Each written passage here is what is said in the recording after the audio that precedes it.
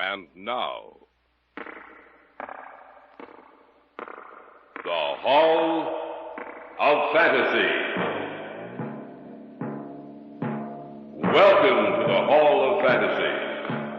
Welcome to the series of radio dramas dedicated to the supernatural, the unusual, and the unknown. Come with me, my friends. We shall descend to the world of the unknown and forbidden, down to the depths where the veil of time is lifted, and the supernatural reigns as king. Come with me and listen to the tale of The Dance of the Devil Dolls. Hello? Anyone out here? You don't think... I don't know what to think, Chuck. We'd better take a good look around. There's something strange about this whole setup. I don't know... Emery. What? Look. It's him. Come on. No wonder he didn't answer us, Chuck. You mean? That's right. He's dead. In just a moment, the Hall of Fantasy will present The Dance of the Devil Dolls. And now for our story. An original tale of fantasy by Richard Thorne entitled The Dance of the Devil Dolls. Have you heard of avoutement? Literally, the word means face image. The practice of avoutement is as ancient as Egypt and Assyria, and still found from Ceylon to the United States, Europe to Africa, South America to Scandinavia. A figure is made to resemble that of a hated enemy, then methodically injured or destroyed, resulting in pain and death for its human counterpart. Charles and I had gone up for a weekend of fishing. Saturday night at dusk, when the sky had dulled from blue to gray, and the gray was shading darker every minute, we were walking back up to the cabin. Not a bad haul, huh, Emery? For you, not for me. I'll bet you the smallest of those 3 bass weighs over 4 pounds. What bait were you using? Oh, a spoon. The fish just wouldn't leave it alone. Anyway, we'll have a good fish dinner tonight. And maybe tomorrow my luck will change. Well, I hope so. What time is it? About 9. We've been out 5 hours. Chuck, Yeah? there's someone coming down the trail towards us. Where? Oh, yes, I see. Can't be going down to fish this late. Oh, you can't tell. Some guys really get the bug. There's a guy I know named Lloyd Erskine who will fish off... Excuse me, gentlemen. He means us. Wonder what he wants. Excuse me, gentlemen. I lost something. I wonder if you found it. I don't know what you're looking for, mister, but we haven't found it, whatever it is. Perhaps you saw it lying on the ground. It was a doll. A doll? Yes, about 12 inches tall. It looked something like me. I'm sorry, we haven't seen it. Of course, you can always buy your daughter It doesn't belong to my daughter. Oh. Well, we haven't seen it. Are you staying at a cabin on this lake? Yes. Only until tomorrow night. It's right at the head of the trail up there. You must have passed it as you started down. If by any chance you do come across it, I'll stop in before I leave this area, if you don't mind. Well, that's perfectly all right. Thank you, gentlemen. I must have the doll for the dance tonight, or the old woman will be angry. Well, what do you make of that? Search me. He talked so strangely. I must have the doll for the dance tonight, or the old woman will be angry. I think he's off his rocker. Well, it's not our worry, Emery. Come on, let's go.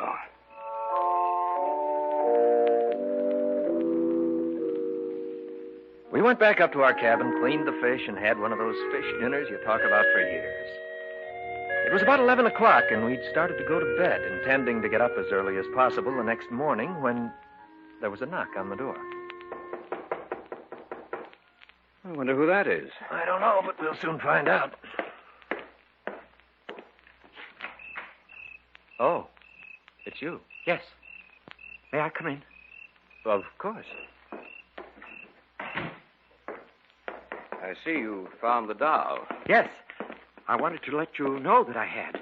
Well, thanks for telling us. Now I must take him to the dance. Well, the dance ought to be just about over. Oh, no, it hasn't begun yet.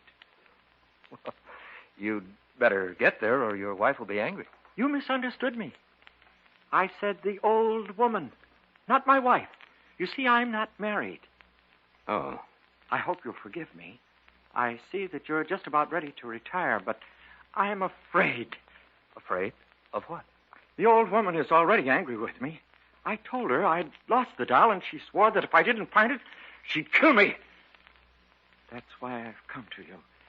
If you hear that I'm dead tomorrow, that I committed suicide, you'll know it's not the truth. If I could only get in touch with Dr. George Kaltman, he could help, but I'm caught up in something I can't stop, and it's too late to get out now. I've tried, but... Oh, my head! You dropped your doll. I didn't drop it. She caused it to move. She doesn't want me to talk. I've said too much already. I must go now.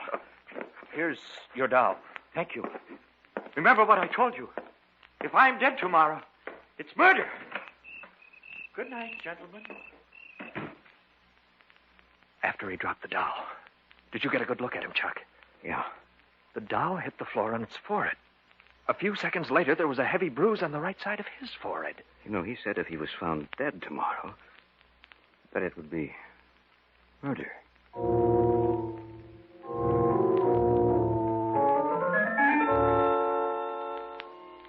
It was about 11:30 when we finally got to bed. We'd opened the windows of the cabin.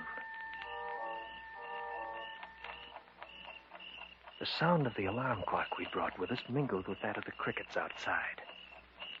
The old woman said you must die. I heard something. I didn't know what it was. It sounded strangely like words, but they were uttered in a voice so tiny and shrill that I thought I was imagining things. But then, I heard his voice. No, I won't die. They'll help me. Emery, I didn't know you were awake. I couldn't sleep. I thought I heard a tiny little voice. I Be thought quiet. They know. The old woman will take care of them, too. But I'm not going to die. I'm not going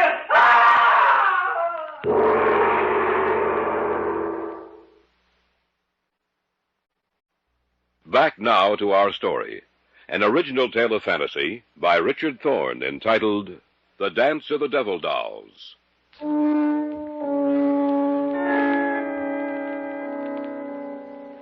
Charles and I had retired for the night, but neither of us could sleep.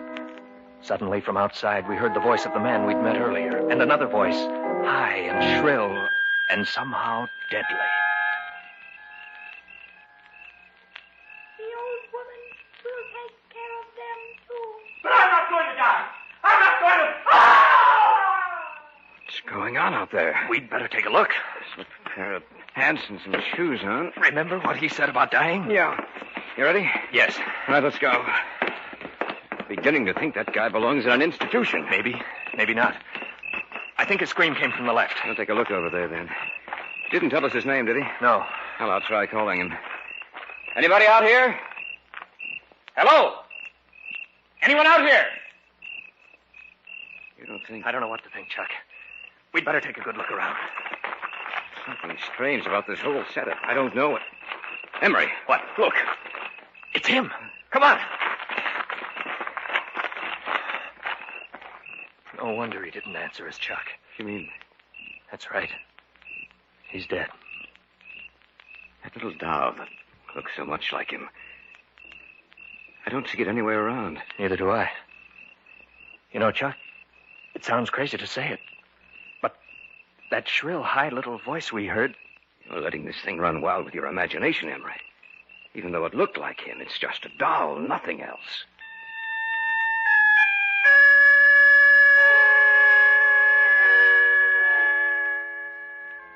It had to be my imagination, of that I was sure. But the mere thought of it, of the doll which so resembled the man with its shining face and beady little eyes, caused a strange sense of apprehension and fear to come across me. And I glanced out into the darkness and saw only the lumbering shadows of the trees and heard the rustle of their leaves as they brushed together. I saw nothing. Yet I had the feeling that something with beady little eyes was watching us.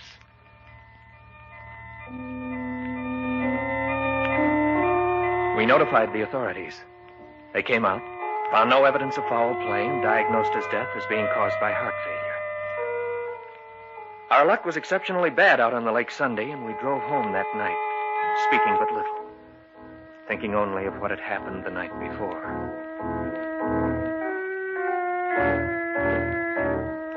About 10 days after we returned to the city, both Charles and I were home one evening. We shared an apartment together, and that night neither of us had anything to do. We were playing gin rummy. One more hand like that and you'll be out, you lucky dog. It was pure skill, my friend, no luck involved. Cut? No, I trust you. It's a good thing Pamela stood you up tonight. She knew that you wanted a gin partner. Don't be humorous. Proposed to her yet? No, but I'm working on it. You know, you deal like a card shark. I have nothing but... Expecting anyone? No, you. Mm-mm. Well, I'll see who it is. Whoever it is, get rid of him. I got a good hand. Coming right up. Is this the residence of Mr. Emery Ryerson and Mr. Charles Hunter? Yes, it is, but... I have a package for you. Are you expecting a package, Emery? Just bills, no packages. It's for both of you. All right, I'll take it. Thank you. And good evening, sir. Oh, yes, good evening. It's an old woman. She had a package for us. Well, set it down on the table and open it, man. Don't look a gift horse in the mouth. So I'll open it.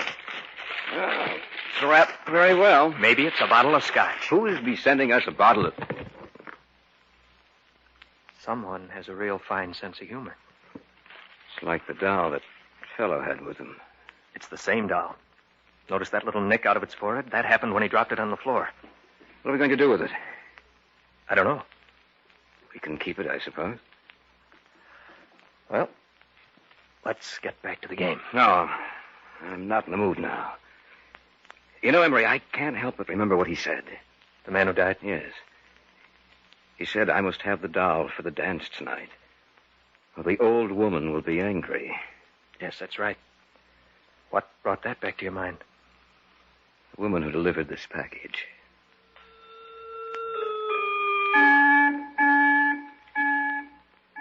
We put the lid back on the box and left it on the kitchen table with the cards we'd been using.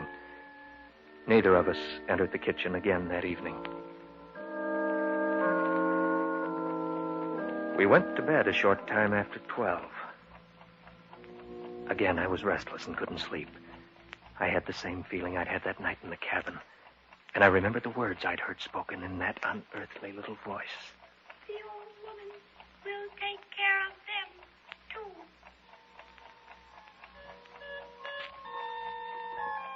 And I wondered if I'd only imagined those words, or whether they had actually been uttered by the creature in the box in the other room.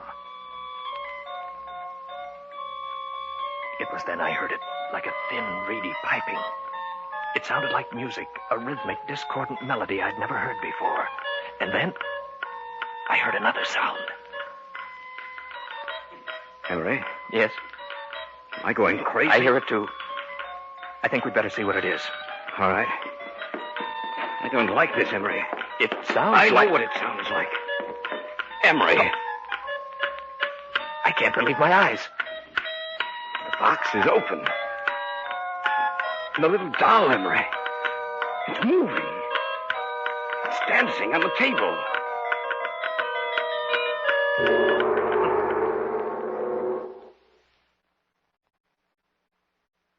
Back now to our story. An original tale of fantasy by Richard Thorne entitled The Dance of the Devil Dolls. Charles and I couldn't believe our eyes, for the scene before us was as bizarre and fantastic as the wildest dream of an insane imagination. It's moving. It's dancing on the table. Yes, I see it. This is something that... I'm going to destroy that thing. Be careful. Look out, Chuck. It's running. Going to get it if it's the last thing I do. It's running over toward the window. It's gone. It's gone through the glass. Maybe it's down there on the sidewalk. It's possible, but that's a 2-story drop. I can't see it. No, Emery. It's gone.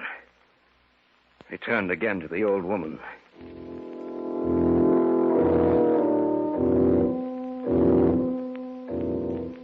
The man who had died had mentioned a name that night in the cabin. The name of Dr. George Kaltman. Now it came back into my mind. Kaltman was associated with occult research. If Kaltman could have helped the man who died, perhaps he could explain what was happening to us. We got in touch with him and made an appointment for the following evening. You have told me everything that has happened. Is that correct, gentlemen? Yes, everything. We'd like to know what it all means. Well, I shall explain it to you as best I can. Have either of you ever heard of envoûtement? No. Not that I recall. Well, envoûtement is the practice of making little dolls to resemble a hated enemy and then methodically injuring or destroying it, thus bringing about either pain or death, or both, in the doll's human counterpart. Dr. Colton, this doll we saw last night, it moved, it danced. I know. What you witnessed last night was the dance of the devil dolls. You say these dolls bring about pain or death, Dr. Coltman. Why should we be singled out? The man who died told you about the old woman. Is that not correct? Yes. Therefore, you must be destroyed. She feels that you are dangerous to her, that you know too much. Undoubtedly, the woman you saw last night, Mr. Hunter, was the manipulator, controller of the little figures. Since you saw her, she has probably made little figures of both of you. But before it will live and be subject to her will, she must have a part of you, a lock of your hair, a fingernail clipping, anything that will make yours and the doll's identities one and the same. What should we do? Go back to your apartment. I shall return with you. She will send the little doll back to your apartment tonight. I'm sure of that. We must capture the doll, for it is the only thing that will lead us to her.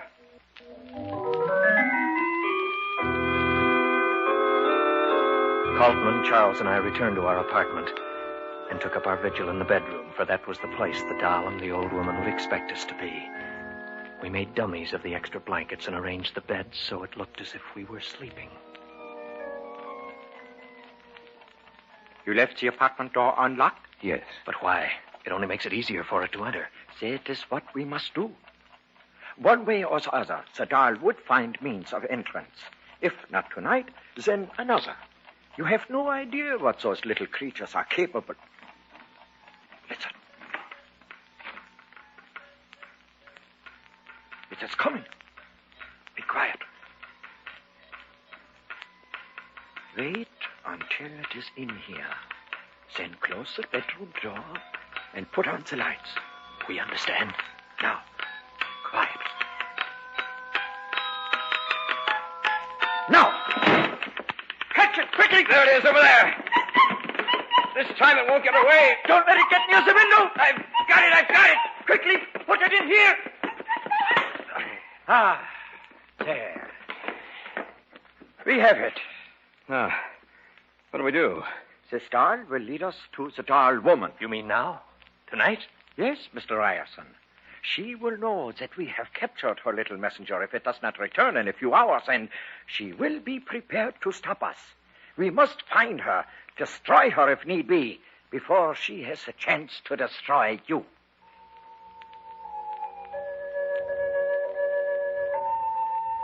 Then began one of the strangest sights I've ever seen. Coltman took the doll out of the box in which we'd imprisoned it, tied its arms and legs while it writhed and twisted in his hand. Then he began speaking to it, Here's my softly, rhythmically, slowly putting it into a hypnotized sleep.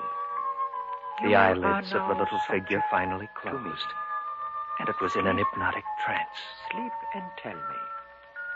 Now, listen to me. You must tell me where your mistress is. You must tell me where your mistress is. The house of dolls. The House of Dolls. It's a strange answer. Not so strange, my friends. I know what it means. What is it? She's a diabolical person, this doll woman. The House of Dolls is a toy shop with rare and unusual dolls. What better place to hide? No one would suspect what was behind those burning eyes of hers. I myself have purchased dolls for my little granddaughter from her. We must go there immediately. We have no time to lose.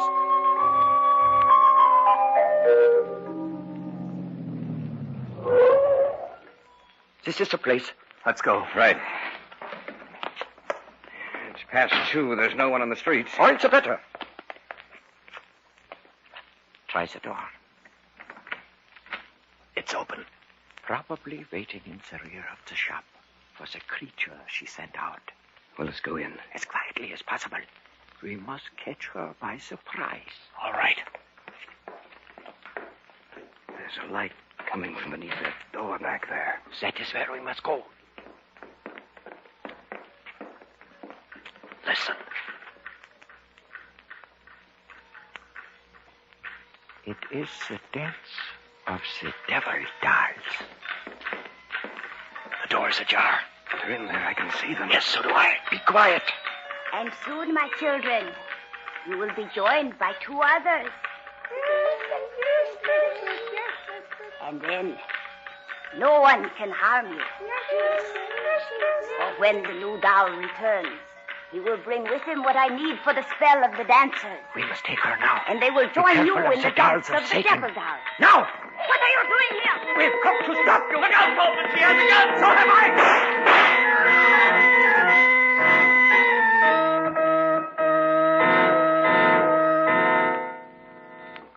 She is dead. She will cause no more harm. Seems strange to see those little creatures on the floor. All of them so quiet and still. And just a short while ago. They were participating in the dance of the devil dolls. Yes. Do not feel pity for them, Mr. Hunter. The dolls did not really live. They were a creation of evil, sparked by the malevolence of the old woman. When she died, they died with her. Perhaps the humans they resembled will rest quietly now.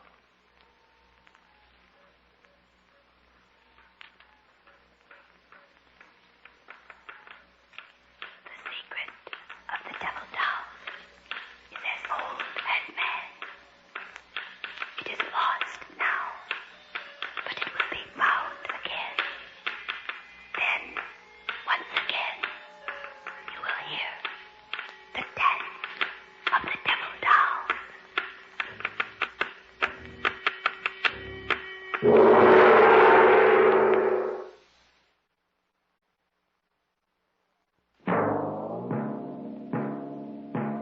So runs tonight's tale of the unusual, the terrifying, the unknown. Join us again when next we journey down the corridors of the Hall of Fantasy to hear another strange tale of the supernatural.